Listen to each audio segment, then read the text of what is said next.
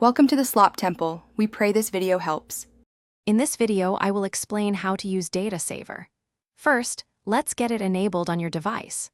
Open your phone settings and find the Network and Internet section. From there, tap on Data Usage and then simply toggle the Data Saver option to turn it on. It's a quick process, taking less than 30 seconds, and immediately starts helping you manage your mobile data consumption. So, what exactly does Data Saver do? Essentially, it works by preventing many apps from sending or receiving data in the background. It also intelligently compresses images and videos when you're browsing, which means less data is downloaded.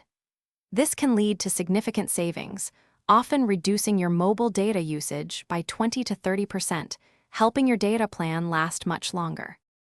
While Data Saver is great, you might have some apps that need full background data access, like messaging or navigation tools. Don't worry, you can customize this. Within the Data Saver settings, look for Unrestricted Data or a similar option. Here, you can select individual apps to bypass the data restrictions, ensuring your most important applications always work perfectly, even with Data Saver active. When should you use Data Saver? It's particularly useful when you're close to hitting your monthly data cap or when traveling abroad to avoid high roaming charges. It can also improve your experience in areas with weak or inconsistent network coverage, as less data needs to be loaded.